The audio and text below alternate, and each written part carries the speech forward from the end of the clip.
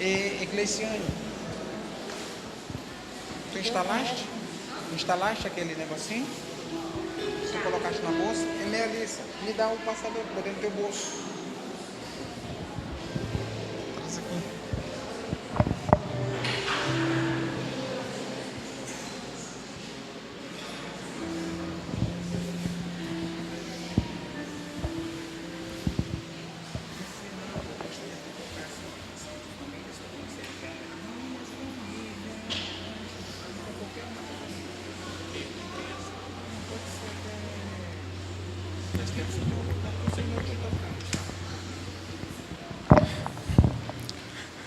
Graça e paz, irmãos.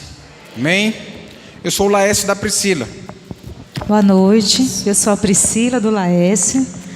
Nós temos 18 anos de casados, né? Temos 2 filhas, a Mariana de 13 e a Melissa de 11 anos. Pode projetar, porque aí tem a imagem delas lá. Na verdade, hoje é dia 17 de maio.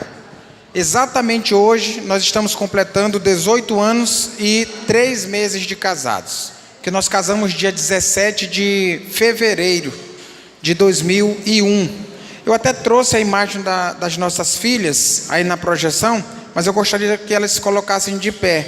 Oh, eu tenho tanto orgulho de vocês, eu sei que vocês estão encabuladas. Fiquem em pé, por favor, para a igreja perceber que eu estou com toda a minha família. Agora vocês vão virar para a igreja, para que a igreja perceba o quanto vocês são bonitas. Por favor, virem, minhas filhas. Amém, glória a Deus. Obrigado, igreja. Obrigado pela compreensão. Elas são adolescentes, estão entrando na adolescência, então elas estão experimentando coisas novas, inclusive algumas vergonhas que elas não tinham quando eram crianças. Achei tão bonitinho ver as crianças, né, cantando e louvando ao Senhor aqui. Queridos, eu percebi pela Faina e pelo Tiago que vocês foram muito abençoados essa semana. Eu fiquei sinceramente pensando, será que tem alguma coisa para a gente falar? Porque a Faina ministrou no primeiro momento aos nossos corações. A Faina e o Tiago, né? Porque essa é uma semana separada pelo Senhor, certamente para esta igreja que nós amamos. Essa igreja, segunda-feira, teve uma ministração sobre casamento. Na terça-feira teve uma ministração sobre o papel do marido. Quarta-feira, ministração sobre o papel das esposas. Ontem, pelo menos na programação, estava sobre filhos. E eu vi que a Faina está afiada na palavra. Ela estava ministrando e eu disse assim: Senhor, nosso trabalho ficou facilitado.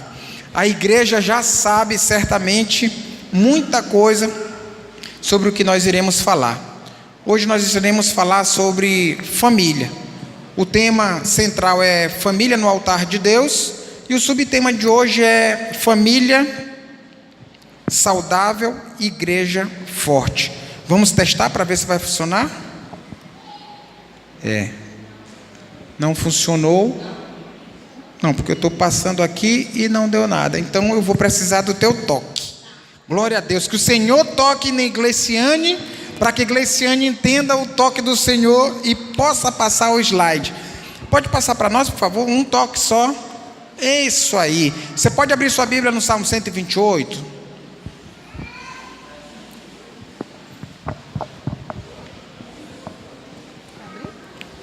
Precisa não. O irmão Tiago orou por nós, e eu tenho certeza que o Senhor vai nos instrumentalizar. Mas agora eu queria orar por você. Porque não faz sentido algum nós estarmos aqui, e ainda que o Senhor esteja nos tocando e colocando a sua palavra na nossa língua, se você não tiver condições de entender essa palavra que nós vamos ministrar como do Senhor, nós não temos a pretensão de falar por nós. Nós queremos trazer a palavra do Senhor, o que a palavra diz, e a nossa oração é que o próprio Deus dê sentido a tudo que nós falarmos aqui, porque importa o que Ele vai falar ao seu coração. Então eu queria orar nesse momento por você. Feche os seus olhos mais uma vez. Senhor, nós já estamos na Tua presença, nós declaramos que dependemos de Ti, sem Ti nós nada podemos fazer. Mas nesse momento, Senhor, nós queremos pedir a Tua misericórdia, a Tua graça sobre a vida da Tua igreja reunida nesta casa da oração. de maneira que o teu Santo Espírito, que é o consolador e o iluminador da palavra, deixado por Jesus Cristo quando partiu, que esse Santo Espírito hoje se mova aqui enquanto nós ministrarmos a palavra. Que o Santo Espírito traga à memória o que precisa ser tratado hoje, o que precisa ser colocado hoje no altar da cruz. Que o Santo Espírito hoje opere a cura, porque as famílias precisam estar saudáveis, Senhor, saudáveis em Ti, para que as igrejas sejam fortalecidas, a cidade conquistada e a nação bendiga o Teu santo nome. Começa de casa, Deus. Então, em nome de Jesus, vem com Tua graça, Tua misericórdia e abençoa-nos para a Tua própria glória e exaltação do único nome, o Teu, Deus. Abençoa-nos em nome de Jesus. Amém. Queridos, no Salmo 128 é chamado como Salmo da Família. Só que esse salmo é um cântico de romagem, é um cântico do povo antes do exílio. Neste salmo, chamado de Salmo da Família, nós vamos ter o retrato de uma família saudável. Eu poderia até dizer de uma família perfeita. Não existe família perfeita, mas nós acreditamos na família. Essa família do Salmo 128, ela não existiu. Não tem o nome do marido, não tem o nome da esposa, não tem o nome dos filhos, não diz que família é essa. Porque quando o salmista escreve o Salmo 128, ele quer que você persiga a história dessa família. Que você se coloque neste salmo, neste cântico, para que você possa declarar: o salmista que escreveu esse salmo milhares de anos antes de Jesus Cristo, ele estava falando da minha família. Amém, irmãos? O que é que diz o Salmo 128 no versículo 2? Eu queria que você que está com a Bíblia, se tiver um lápis ou uma caneta, você sublinhe a palavra trabalho. O versículo 2 do Salmo 128 vai dizer que o homem é feliz porque ele come do fruto do seu trabalho. Então, se você tiver aí alguma coisa, você circula, grava essa palavra: trabalho. No versículo 3, o Salmo 128 vai falar da esposa. Ele vai dizer: a esposa está no interior da sua casa. Eu estou na Almeida Revista Atualizada. A esposa está no interior da sua casa, como uma videira frutífera. A videira, para o povo de Israel, significava fertilidade. A Faina já falou aqui sobre fertilidade, já falou sobre o começo, lá em Gênesis. Mas o salmista vai além. A esposa está no interior da casa como uma videira frutífera. E vejam onde estão os filhos.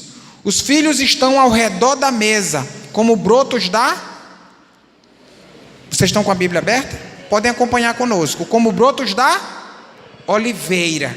A oliveira é também um símbolo muito poderoso para o povo de Israel. A oliveira significa celebração, vitória, alegria, festividade. Então o Salmo 128 vem dizendo que esse homem tem um trabalho e ele é feliz, ele é próspero no trabalho. Vem falando que ele tem uma esposa. Essa esposa não está na rua fazendo qualquer coisa, essa esposa está no interior da sua casa. Vem dizendo que os seus filhos não estão no tablet, nem no celular, os seus filhos não estão na televisão, os seus filhos não estão em qualquer outra coisa. Os seus filhos estão ao redor da mesa, num tempo de qualidade. Versículo 3. O versículo 4 vai dizer como é feliz, como é próspero o homem que teme ao Senhor. No versículo 5 ele vai dizer: ele verá prosperidade desde Sião. Sião é o lugar santo, era o lugar onde ficava, na verdade, o templo, a presença do Senhor. Ora, o nosso título é Família Saudável, Igreja. Vamos falar junto? Família. Mais uma vez, agora completo. Agora com força para mostrar que a igreja está forte. Amém. Amém. Como é próspero, como é feliz o homem que teme ao Senhor. Ele verá a prosperidade desde Sião. Ele verá a prosperidade de Jerusalém. Jerusalém é a cidade. Ele verá os filhos dos filhos. Está falando de neto, 3 gerações. Deixa eu dizer uma coisa para vocês. Mais bem-aventurado é aquele que vê os seus bisnetos. Quantos bisavós eu tenho aqui hoje nessa reunião? Quantos bisavós? Eu tenho uma ali que eu abracei. Quem mais? Só uma, duas bisavós. E bisavós? Porque pode ser que algum vovô não entendeu. Então eu tenho 2 pessoas, né? Vocês são muito felizes, eu tenho certeza. Porque vocês conseguiram ver uma 4ª geração. Vocês, os filhos de vocês, os filhos dos filhos e os filhos dos filhos dos filhos. Queridos, a maioria de nós vai morrer antes de ver a 4ª geração. A maioria de nós vai morrer antes de ver a 4ª geração. Mas todos nós que estamos aqui temos a possibilidade em Deus de contemplar até a 3ª geração. Ver os filhos e os filhos dos filhos. O salmista diz que esse homem, ele vê os filhos dos filhos, vê a paz vê a prosperidade sobre a cidade e a paz sobre a nação, paz sobre Israel. Esse homem é completo, é só alegria. Por que essa família é saudável? Versículo 1. Porque o homem, levanta a mão só quem for homem. Quem está certo de que é homem, glória a Deus. Glória a Deus. Deixa eu dizer uma coisa para vocês. A família, essa família é feliz, essa família está estruturada, tudo corre bem com essa família.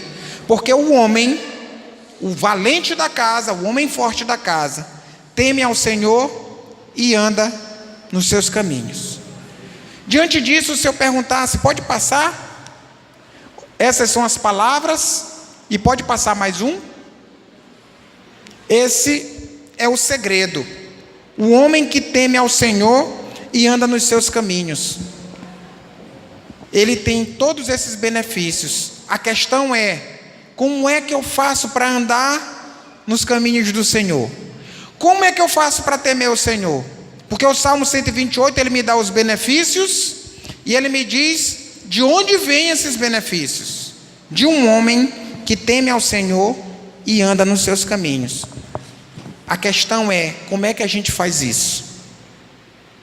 Porque todo mundo quer uma família estruturada. Todo mundo quer ter os filhos à mesa. Hoje alguns pais não conseguem almoçar com os filhos, fazer uma alimentação por semana na presença dos filhos, conversar sobre a vida, ensinar, e está cada vez mais difícil. Se eu perguntasse para vocês, diante de tudo que vocês ouviram de segunda-feira para cá, o que seria uma família saudável? Porque para a gente entender uma igreja forte, primeiro a gente tem que entender uma família saudável. Que resposta você me daria? O que seria uma família saudável para você? Nós precisamos tocar hoje no assunto da palavra, porque nós queremos as vitórias, mas nós não enfrentamos as batalhas, nós fugimos das batalhas.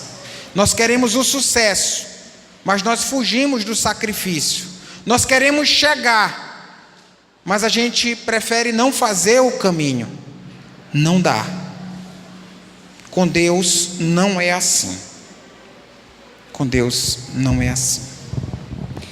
E para a gente entender, né, e ter essa família saudável, né, a gente tem que ter o entendimento da responsabilidade dos pais. Né, eu queria que vocês abrissem aí em Isaías 58, versículo 12, para a gente ler esse versículo, porque Deus, Ele não nos deixou às cegas, né, quando nos enviou a sua herança.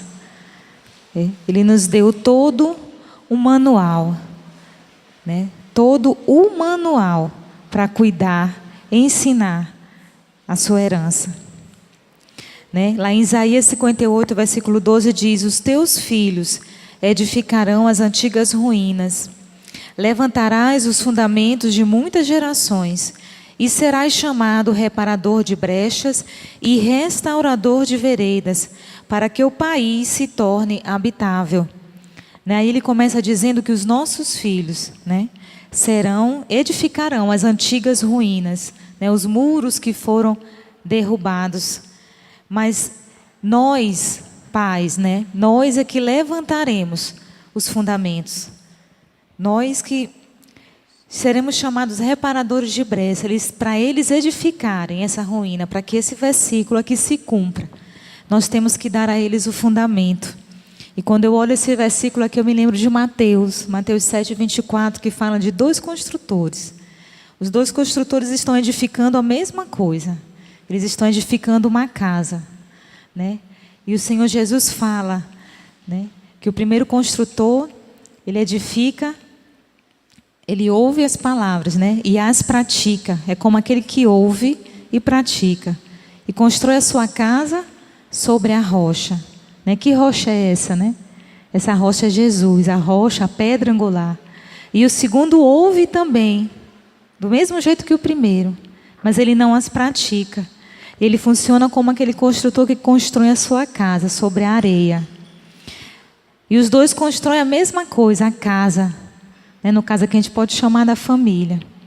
Mas eles só vão perceber que aquela construção está boa ou não no momento do quê? Da tempestade, no momento das dificuldades. É que eles vão perceber a casa que está sobre a rocha ou a casa que está sobre a areia. Né? E nós precisamos, como pais, ter esses fundamentos bem alicerçados sobre a rocha que é Jesus. E para isso, Deus nos deixou o manual que é a palavra. E eu queria que a gente voltasse aqui e abrisse nossa Bíblia, a palavra do Senhor em Deuteronômio 6. O livro de Deuteronômio é um livro muito importante. Ele é importante que ele é falado, por Moisés aqui, nos seus mandamentos, nas leis que o Senhor manda. E no Novo Testamento, Paulo volta a falar dele. Lá em Efésios também, em 1 Efésios 5, ele retoma Deuteronômio e fala de Deuteronômio. Está marcado.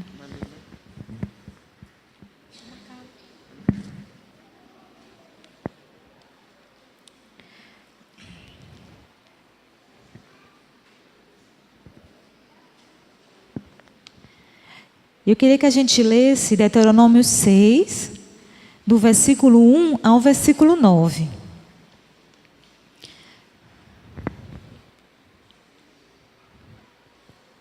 Estes, pois, são os mandamentos, os estatutos e os juízos que mandou o Senhor teu Deus, se te ensinassem, para que os cumprisses na terra a que passas para a possuir. Para que temas ao Senhor teu Deus e guarde todos os seus mandamentos que eu te ordeno, tu e o teu filho, e o filho do teu filho. Aqui ele volta a falar dos netos também. Todos os dias da tua vida, e que teus dias sejam prolongados. Ouve, pois, ó Israel, e atenta em os cumprires, para que bem te suceda e muito te multipliques na terra que emana leite e mel, como te disse o Senhor, Deus de teus pais. Ouve, Israel, o Senhor nosso Deus é o único Senhor. Amarás, pois, o Senhor teu Deus de todo o teu coração, de toda a tua alma e de toda a tua força. Estas palavras que hoje te ordeno estarão no teu coração. Tu as inculcarás a teus filhos e dela falarás assentado em tua casa, e andando pelo caminho, e ao deitar-te, e ao levantar-te. Também as atarás como sinal na tua mão, e te serão por frontal entre os olhos, e escreverás nos umbrais de tua casa e nas tuas portas.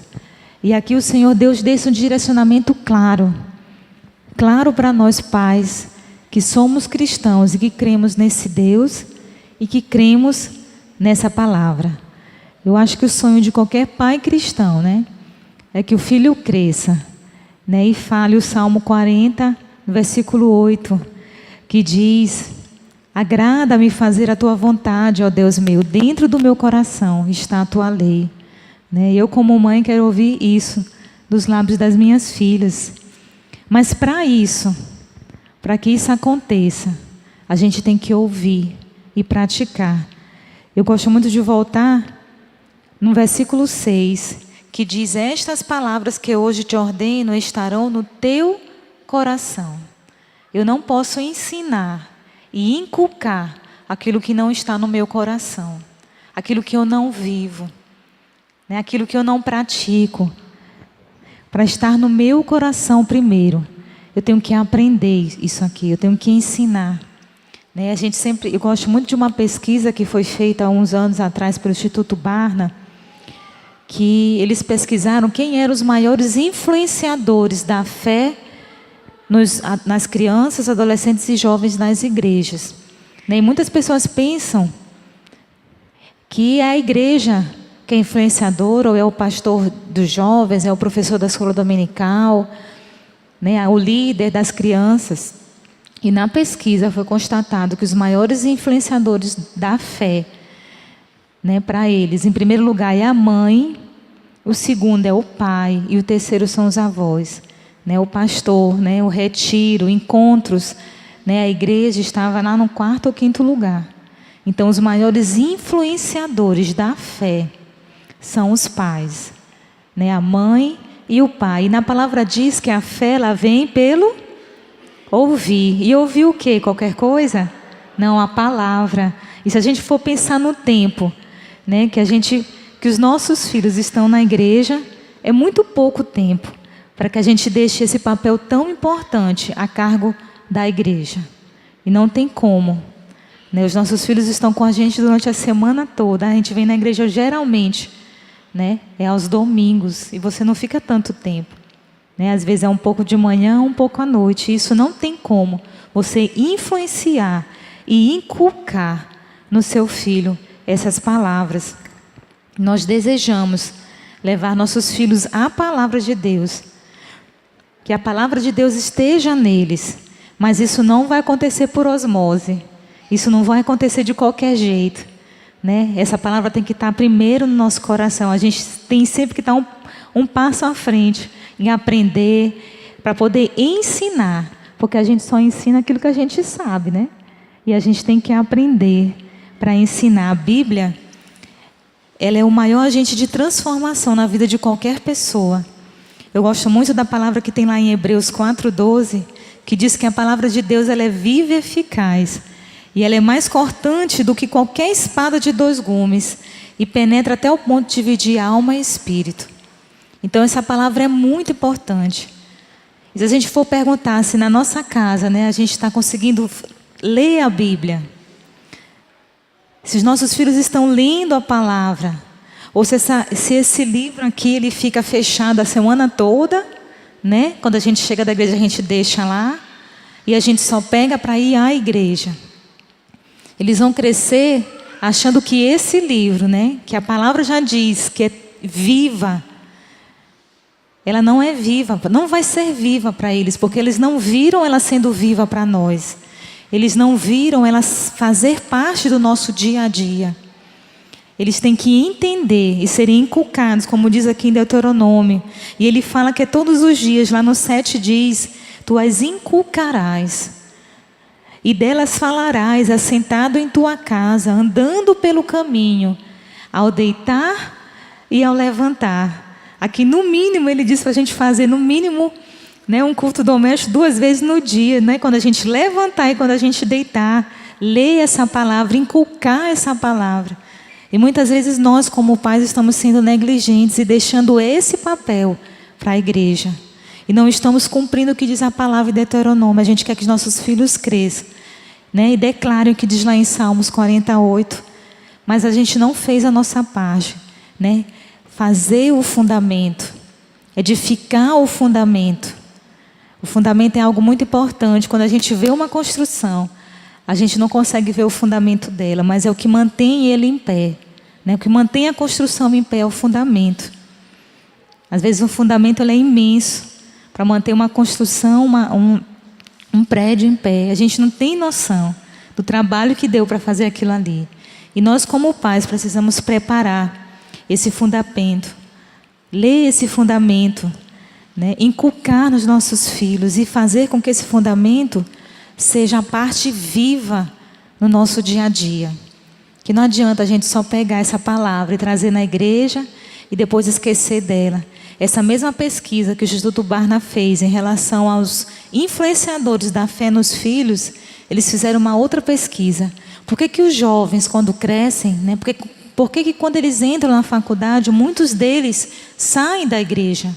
E muitos deles não voltam para a igreja. E a maioria das respostas, né, foi por conta da hipocrisia. Por quê?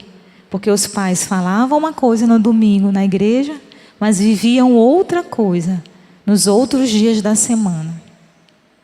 Né? Então isso afastava os jovens. Eles viam que aquilo que era falado ali no tempo, na igreja, não era algo vivo. Não era algo que era praticado. Não era algo que ele ouvia e praticava. E Jesus foi bem claro nisso. Toda vez que ele falava para a gente permanecer, para a gente praticar, para não sermos só ouvintes dessa palavra, mas praticar essa palavra. E ele foi muito claro nisso. E nós que somos os responsáveis, como diz aqui em Deuteronômio, em discipular os nossos filhos, em inculcar na cabeça dos nossos filhos, para termos uma família saudável. Mas para isso eles precisam nos ver vivendo essa palavra, lendo essa palavra. Precisam perceber que essa palavra mora no nosso coração. Precisam perceber que a nossa casa, ela é uma casa diferente das outras. Hoje em dia a gente percebe que nós cristãos, muitas vezes não temos diferença nenhuma das pessoas do mundo. Nos vestimos igual, muitas vezes falamos igual, participamos das mesmas coisas, né? Ouvimos as mesmas coisas e não nos diferenciamos. Então, para os nossos filhos, isso é muito complicado. Né? Por que eu vou fazer parte? Que diferença isso vai fazer? Né? São só regras e eles não vão voltar. Eles vão ver que isso é uma hipocrisia. E eu gosto muito do versículo 9 que diz, né, do 8 e do 9. Também as atarás como sinal na tua mão e te serão por frontal entre os olhos. E as escreverás nos umbrais da tua casa e nas tuas portas. Né? O que nós temos escrito, né, nos umbrais das nossas portas, na nossa casa, que os nossos filhos ao entrar ali, e qualquer pessoa ao entrar, vai perceber que aquela casa é uma casa diferente. É uma casa de alguém que serve ao Senhor.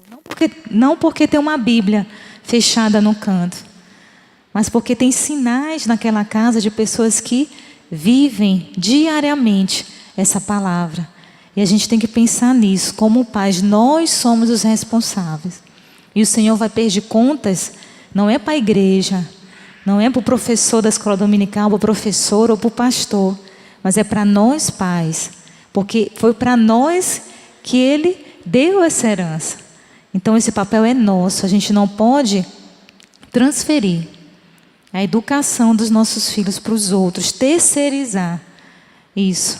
Esse papel é nosso. Esse papel é meu, né, do meu marido, em relação às nossas filhas. É nosso papel. Glória a Deus. E se alguém está pensando assim, mas essa moça está falando de Deuteronômio. Deuteronômio está lá no Antigo Testamento, isso já passou. Eu quero que você saiba que se você analisar a história de Jesus, Deuteronômio é o livro que ele mais menciona. Jesus vai ensinar e vai falar em cima de Deuteronômio. Se você tem dúvidas disso, você leia a passagem que ele é tentado no deserto. Satanás o tenta a partir de 3 áreas. As 3 respostas de Jesus são tiradas exatamente do livro de Deuteronômio. E 2 delas deste capítulo 6. Então isso é fantástico. Isso é poderoso. Isto está à nossa disposição. A questão é que muitas vezes isso não nos foi transmitido quando nós éramos crianças. Não nos foi transmitido como deveria quando nós éramos adolescentes. E aí a gente acaba entendendo uma mentira. E essa mentira entrou de alguma forma na igreja. Quer ser pai? Procura teus filhos, que aí tu vai saber o que é ser pai. Quer ser mãe? Procura teus filhos, que aí tu vai saber o que é ser mãe. Nunca foi assim, queridos. O Senhor nos deu um manual. e nos deu toda a orientação. Então isso é balela. Dizer que a gente, para experimentar uma coisa, a gente tem que viver. Você vive para confirmar se a palavra de Deus é verdade ou não. E ela, falando sobre ela própria, diz: e esta palavra é digna de toda aceitação. É o que Paulo escreve a Timóteo. O problema é que nós não conhecemos a palavra. E muitas vezes a gente acaba colocando a culpa em Deus. A coisa mais triste que existe é um pai chegar ao final, quase ao final da vida, e se perguntar: onde foi que eu errei? Onde foi que eu errei? Essa noite é uma noite da gente buscar a saúde no Senhor Jesus. Pode passar um slide? Eu queria que você abrisse a sua Bíblia no livro de Juízes, capítulo 2, versículo 7. Juízes, capítulo 2, versículo 7. E aí eu queria muito sucintamente mostrar para você o que acontece com uma geração que vive a palavra. Juízes 2, versículo 7. O que acontece com uma geração que vive a palavra e com uma geração que não sabe sobre ela. Amor, por favor, lê para mim Juízes 2, 7. Serviu o povo ao Senhor todos os dias de Josué e todos os dias dos anciãos que ainda sobreviveram por muito tempo depois de Josué e que viram todas as grandes obras feitas pelo Senhor a Israel. 2 toques, Senhor, 2 toques. Queridos, essa geração de Josué serviu ao Senhor.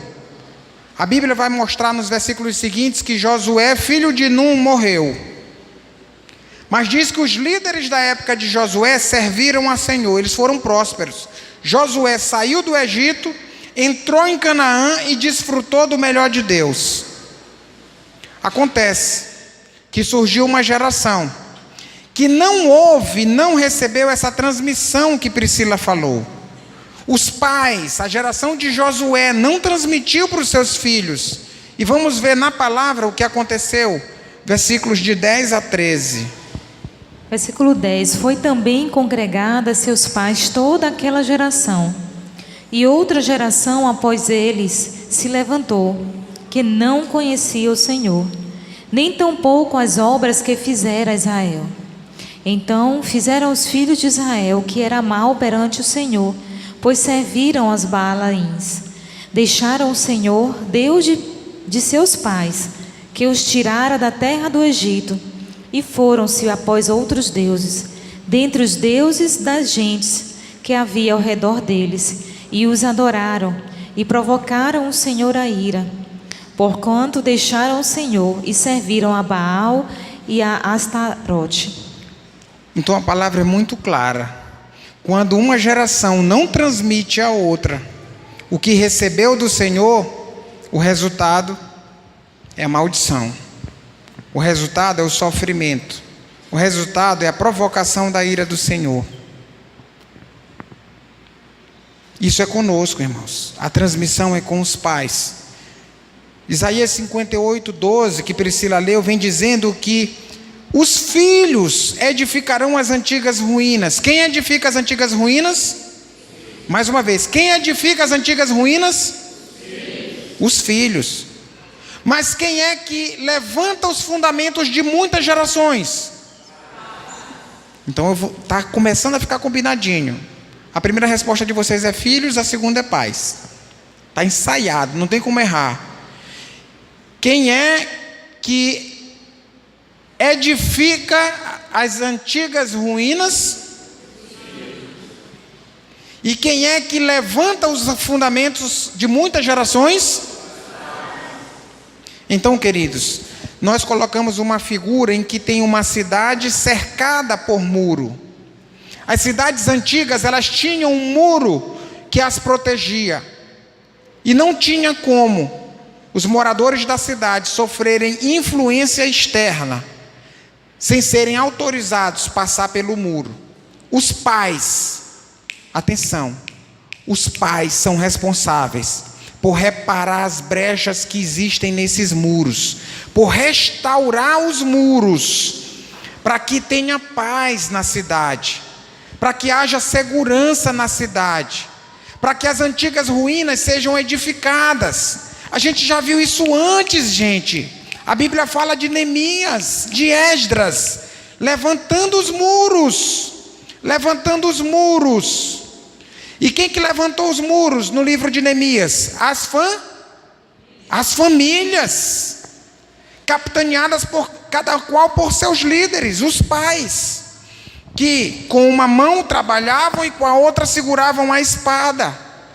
Depois que os muros são construídos, fica mais fácil trabalhar dentro da cidade, levantar, construir as casas.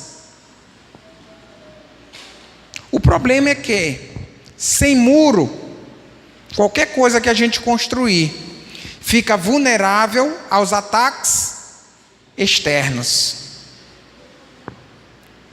Quem é responsável por levantar os muros? Deu uma dúvida, é isso mesmo. Quem é responsável por levantar os muros? Quem é responsável por cuidar da cidade? Os filhos. Quando os muros estão erguidos, os filhos começam a trabalhar para as próximas gerações. E a cidade vai estar segura, porque alguém se dedicou em levantar os muros. Queridos, eu queria que vocês entendessem que o muro de uma família, ele é construído com a aliança do casamento. A aliança serve para proteger a família. O melhor presente que um pai pode dar ao seu filho é amar a mãe dele. O melhor presente que um pai pode dar ao seu filho, vou repetir, é amar a mãe dele. Muitos pais hoje querem suprir a sua ausência, a sua omissão, dando presentinhos. Seus filhos não lembrarão desses presentes. Se você fechar os seus olhos agora e tentar ter uma lembrança do seu pai, você dificilmente vai lembrar de presente, você vai lembrar de relacionamento. Se você fechar os seus olhos agora para tentar ter uma lembrança do seu pai, o que te virá à mente, ainda que seja uma taca, isso é relacionamento, é correção. Você não vai lembrar de presente. Mas de alguma forma, nós vivemos numa época em que a gente acha que pode dar presentes para os filhos. Tablet, celular, tecnologia e uma opção de outras coisas. Se você perguntasse para o seu filho, filho, me diga as 3 coisas pelas quais eu sou apaixonado. Quando você é apaixonado, você precisa dizer para alguém que é apaixonado? Precisa? Quando alguém está apaixonado, ele precisa dizer, eu estou apaixonado? Todo mundo percebe. Por quê? Por quê? Expressa. Não tem como esconder. Quando você está apaixonado, seus olhos brilham. Você só fala naquilo. Se a paixão é por uma pessoa, você vai se pegar falando pela pessoa. Se a paixão é por um time de futebol, vão te ver, tu vai falar sempre sobre esse time. Tu vai falar como é que ele está no campeonato, sobre as vitórias e sobre as derrotas. E a pergunta que eu faço é, se você perguntar para o seu filho, filho, quais são as 3 coisas pelas quais eu sou apaixonado? Será que Deus apareceria na resposta do teu filho? Será que família apareceria na resposta do teu filho? Eu faço isso para vocês porque nós fizemos lá em casa. Para a glória de Deus, as principais respostas que nós estávamos esperando vieram dos lábios das nossas 2 filhas, que era Deus e família. Glória a Deus mesmo, eu chorei nesse dia, porque eu estava exatamente ao redor da mesa.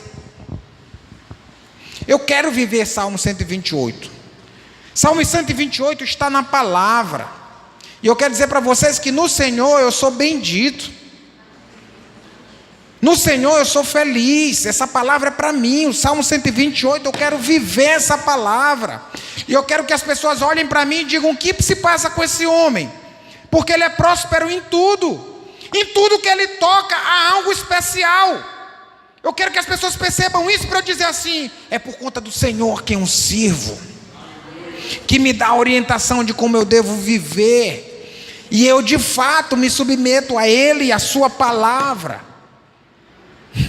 Então não é por mim, é por aquele que me chamou, e por aquele que me orientou, e por aquele que é fiel para cumprir as suas promessas. Queridos, há uma caminhada a fazer, e nós precisamos entender que isso é conosco. A dificuldade talvez esteja, porque talvez você não foi cuidado, você não foi protegido como deveria, você não foi instruído como deveria. Quer ver uma coisa? O que é que diz Provérbios 22:6? Sem olhar. Mas se eu começar a falar, vocês vão saber. Ensina.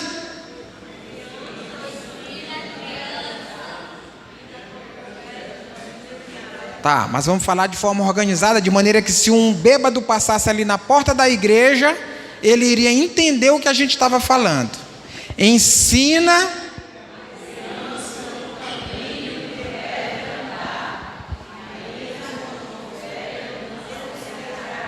Amém, é isso mesmo que está lá em Provérbios 22:6.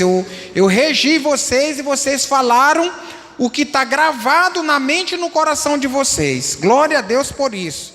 Mas o que é que diz o versículo seguinte? O 22:7. O que foi, irmãos? O 22:6 diz: ensina a criança no caminho que deve andar, porque ela não vai se desviar dele quando ela for mais velha. E o que é que diz logo em seguida? Ou vocês acham que a palavra só ia dizer ensina a criança no caminho em que deve andar e não ia dizer como é que se faz isso? Se você abrir no versículo 7, vai estar dizendo assim, ó: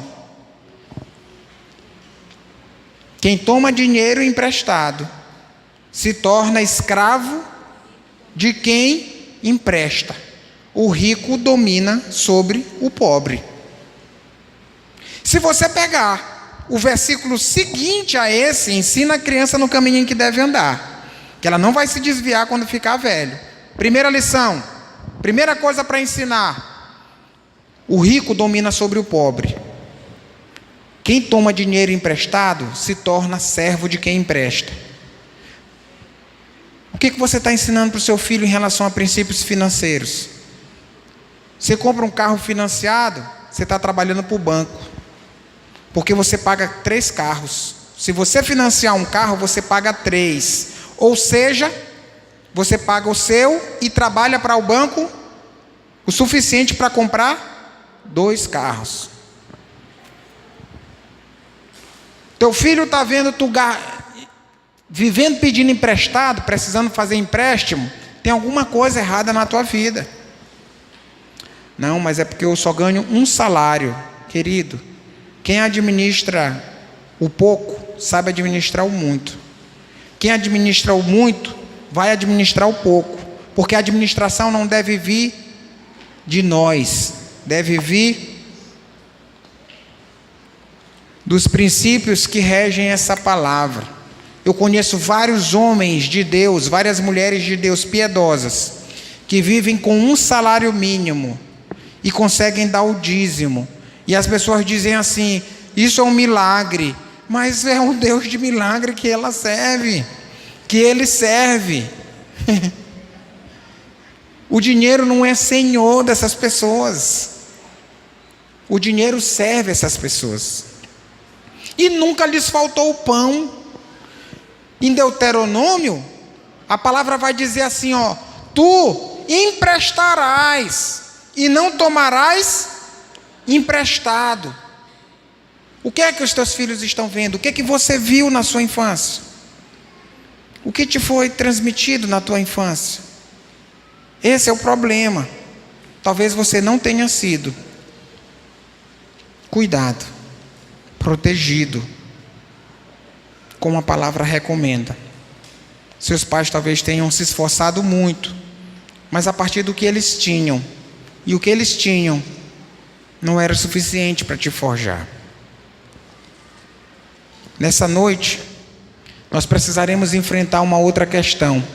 Como está a minha família? Os seus filhos seguirão os passos de quem quando você não estiver mais aqui? É uma pergunta que você precisa se fazer. Eu me faço essa pergunta, eu sempre me fiz. Homens de Deus não andam, ouçam o que eu vou dizer agora. Homens de Deus não andam na fileira da sua própria época. Homens de Deus se movimentam na sua época, com a visão lá na frente, com a visão na eternidade. Amém, irmãos? Homens de Deus se movimentam na sua época visando a eternidade, princípios e valores eternos, que passarão e serão transmitidos de geração em geração. Homens comuns se movimentam só na época deles, é só no presente. E aí tem muitas coisas para nos tirar do foco do Senhor. Os seus filhos seguirão os passos de quem? Se você partisse hoje, você que é pai e você que é mãe, os seus filhos seguiriam os passos de quem? Pode passar mais um? Mais um? Que pegadas você tem deixado? Eu digo a vocês que a minha oração, e eu tenho procurado fazer isso com todas as minhas forças, com todo o meu entendimento, estão aqui as minhas 2 filhas e a minha esposa, e elas estão me vendo falar do púlpito. Eu tenho buscado sabedoria no Senhor, intrepidez, ousadia, e eu digo a vocês que todo o meu coração, toda a minha alma, todas as minhas forças e todo o meu entendimento são para que elas entendam que os passos que elas devem seguir são os passos de Jesus. E eu quero mostrar para elas que eu sigo os passos de Jesus.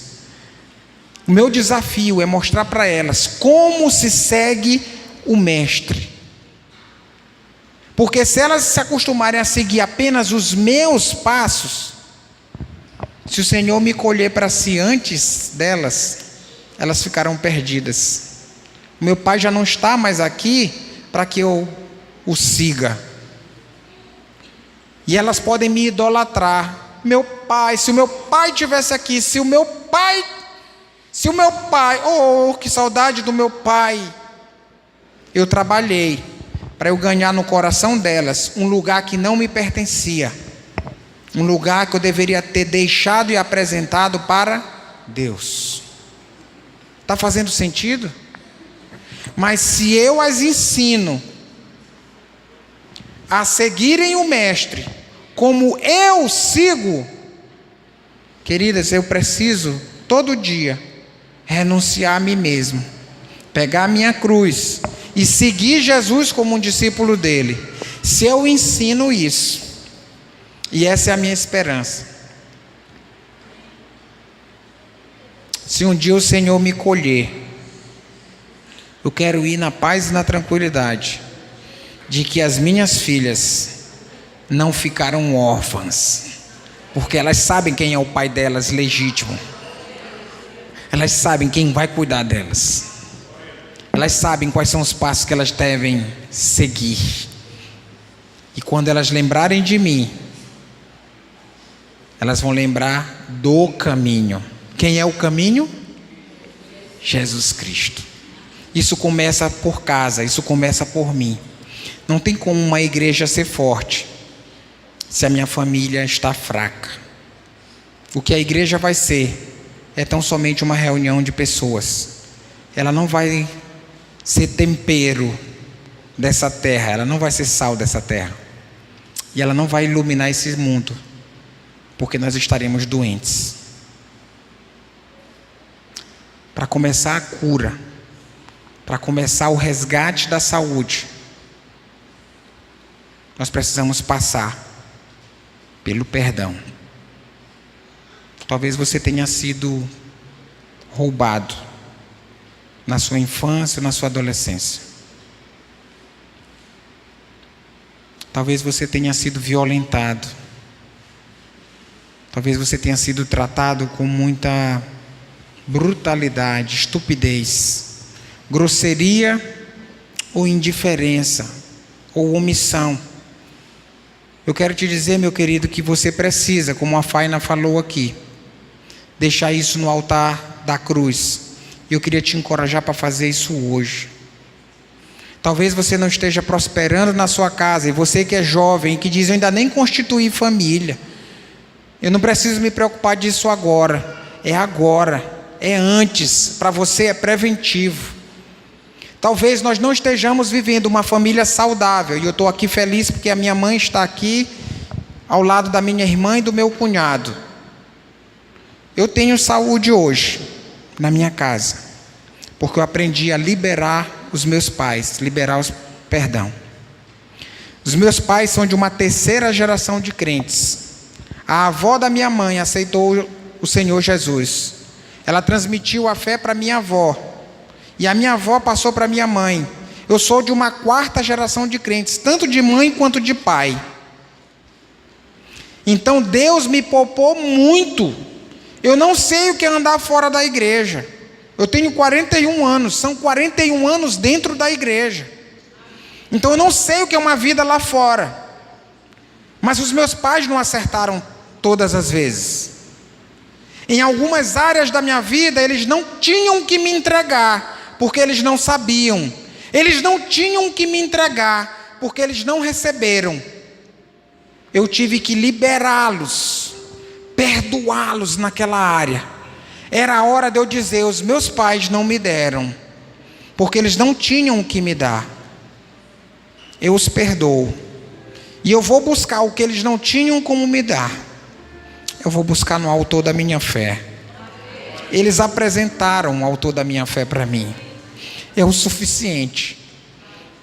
Eu queria que você baixasse a sua cabeça nesse momento, enquanto o irmão vai tocar o piano, e você perguntasse para Deus: Senhor, traz à minha memória o que eu preciso liberar esta noite, para poder avançar na minha vida familiar.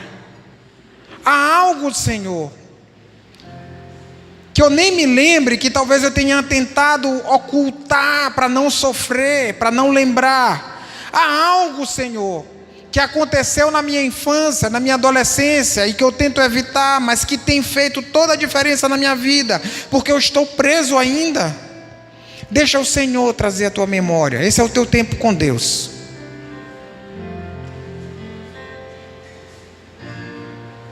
Esse é o teu tempo com Deus.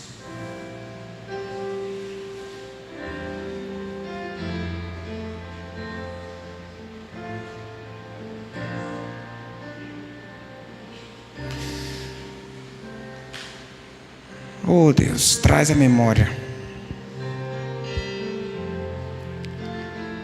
Meu irmão, minha irmã, eu quero que você saiba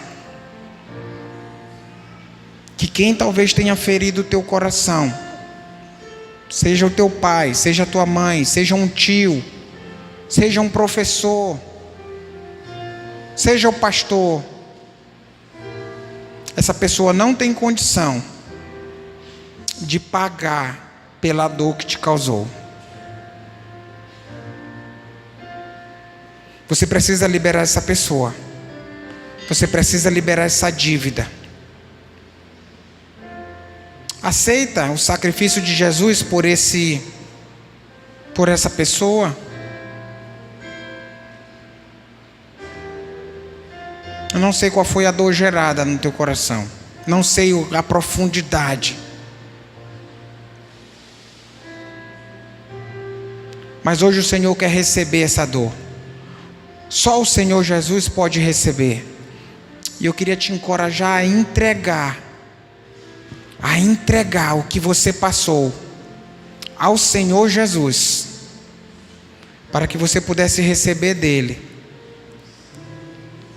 o que melhor ele tem para te oferecer, para que você seja saudável nessa área que você vai entregar. Faça isso em nome de Jesus. Esse é o teu tempo com Deus. Vem desfrutar do amor de Deus, você em sua casa. Deixe Jesus, quer o rei entrar em seu coração. Se você está disposto a deixar o Senhor Jesus entrar no teu coração nessa área e substituir a dor e a falta, a violação, a violência, a palavra maldita, a tua visão, o que tu viste e presenciaste, o espancamento talvez da tua mãe, eu queria que você viesse hoje aqui à frente. Eu queria orar por você. Eu queria orar por você, para que você tenha saúde na sua casa. Eu queria orar por você como justificado na cruz do Calvário, como uma testemunha de que você acertou as contas hoje, aceitando o sangue de Jesus como preço pela dor que você passou. Venha à frente, eu quero orar por você.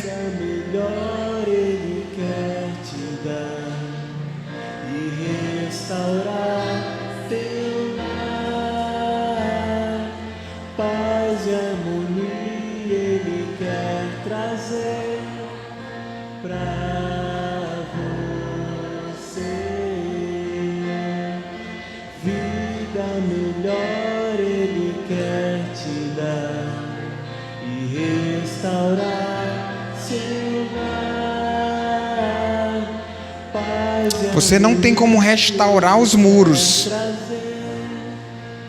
sem perdoar. Se você perdoou, se você liberou perdão essa noite, venha à frente. Se você não tinha ninguém para perdoar, fique onde está.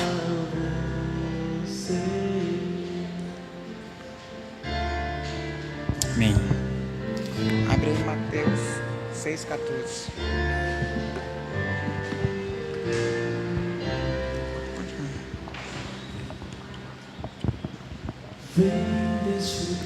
A palavra do Senhor diz em Mateus 6,14: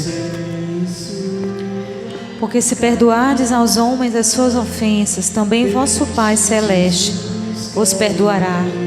Se porém não perdoardes aos homens as suas ofensas, tampouco vosso Pai vos perdoará as vossas ofensas. Se você quer o perdão de Deus, você precisa aprender a obedecê-lo e a perdoar. Se você não perdoou, eu quero que você entenda essa noite: você não tem o perdão de Deus. Você não tem o perdão de Deus se você não perdoou. São palavras de Jesus Cristo em Mateus 6, versículo 14 e 15. Se você liberar o perdão hoje, o Senhor Deus te garante pela sua palavra que Ele te perdoará. Assuma diante da igreja, da família da fé, que você é saudável, porque você sabe perdoar, meu irmão. Porque você sabe perdoar, minha irmã.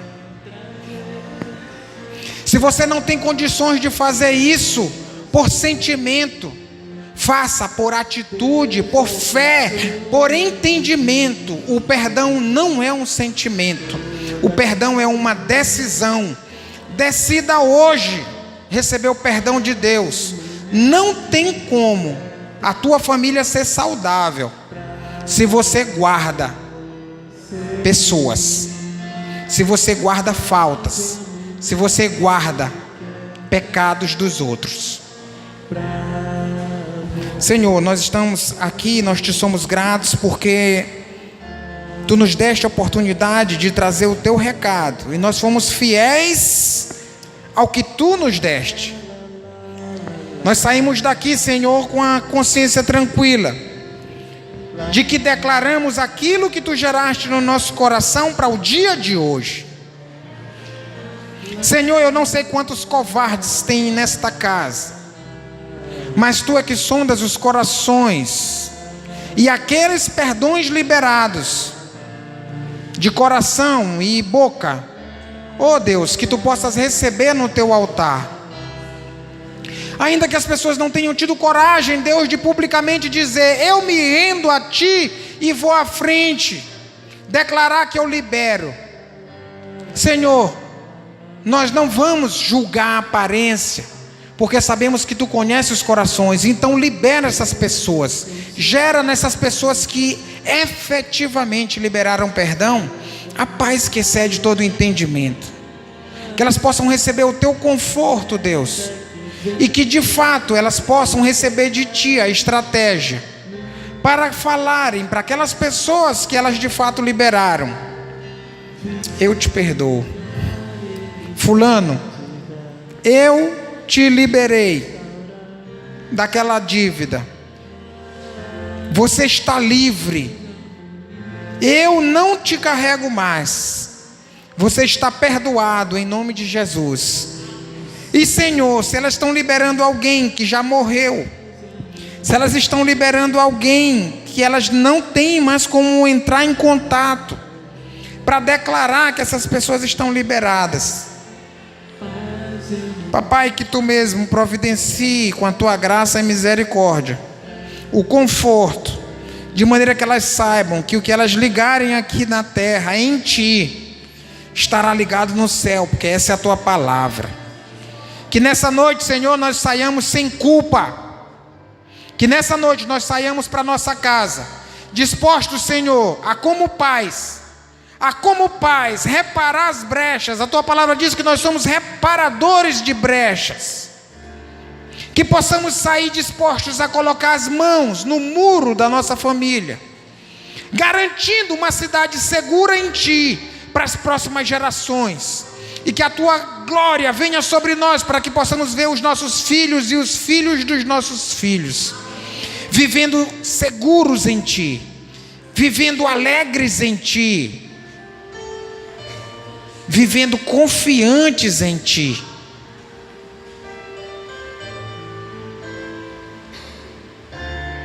Obrigado, Senhor, por essa semana, por cada ministração. Obrigado por mim, pela minha esposa.